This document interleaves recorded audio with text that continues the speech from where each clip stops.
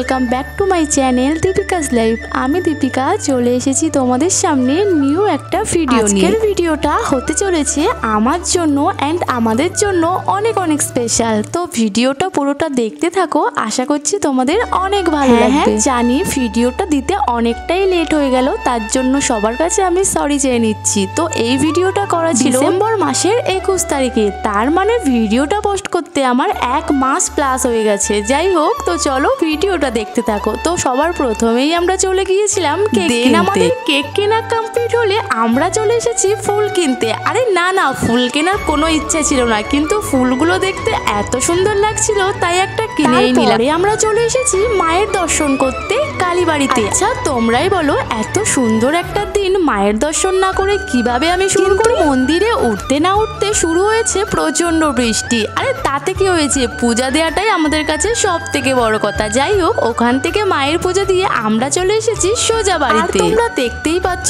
আমার চুল একেবারে ভিজে গেছে। আরে চুল না, আমার ড্রেসটাই ভিজে গেছে। যাই হোক, সেগুলো চেঞ্জ করলাম, দেন আমরা বসে গেছি রান্না বান্না করতে। আরে আজকের আমরা একটা ছোট্টখাটো সেলিব্রেশন করতে চলেছি। এখানে আমাদের অলরেডি চিকেন রান্না করা শুরু করে দিয়েছি, আর তার মাঝখানে আমাদের পেয়ে গেছে প্রচন্ড খিদে, কিন্তু কি খাবো সেটাই বুঝতে পারছিলাম না। তারপরে আমরা নিমকি ভাজা আর সঙ্গে নিয়েছি চিকেন কষা। আচ্ছা, আমার মতো চিকেন কষা খেতে কারা কারা ভালোবাসো ঝটপট করে কমেন্ট করে ফেলো। আমার কিন্তু চিকেন কষা খেতে দারুণ লাগে। পরে আমাদের রান্না বান্না কমপ্লিট হলে আমরা খেতে বসে গেছি দুপুরের খাবারটা। আমাদের দুপুরের মেনু ছিল উচ্ছে আলু ভাজা, মাছের ঝোল, আর ছিল চিকেন কষা, আর সঙ্গে ছিল স্যালাড। তার মধ্যে সব থেকে অপ্রিয় ছিল আমার উচ্ছে আলু ভাজা, তো ওটা স্কিপ করেছি। আমরা দুপুরের খাওয়াটা কমপ্লিট করে লেগে গিয়েছি ডেকোরেশন করার জন্য। আরে তোমরা জানো তো, খেতে আমাদের বেজে গেছিল 3:30, আর এখন বাজে বিকাল 4। ডেকোরেশনের কাজ কমপ্লিট হয়েছে সন্ধ্যা 6:30টায়। তো 6:30টার সময় বসে গেছি আমি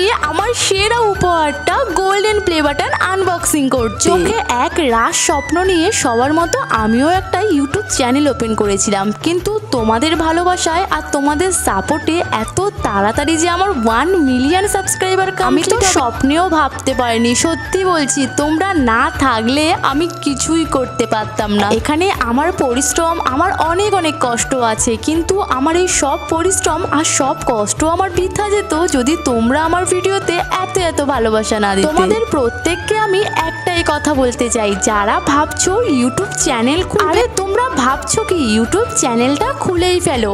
আমি যদি পারি তাহলে তোমরা প্রত্যেকে পারবে। মাথায় রাখতে হবে ধৈর্য আর কষ্ট, এই দুটো কিন্তু তোমাদের করতেই হবে। আর ধৈর্য তো রাখতেই হবে যে একদিন না একদিন অবশ্যই আমি কিছু করতে পারবো। এখানে আমরা প্রত্যেকে খুব এনজয় করে প্লে বাটনটা আনবক্সিং করেছি, আর তোমরা থাকলে আরো বেশি এনজয় করতে পারতাম। যাই হোক, সবশেষে আরো একটা কথা, প্লিজ তোমরা এইভাবে আমাকে সাপোর্ট করো আর ভালোবাসা দিও। আমি চেষ্টা করব তোমাদের প্রত্যেকের পছন্দের ভিডিওগুলো দিতে। আজকের ভিডিওটা যদি ভালো লাগে অবশ্যই ভিডিওতে একটা লাইক করে কমেন্ট করে দিও।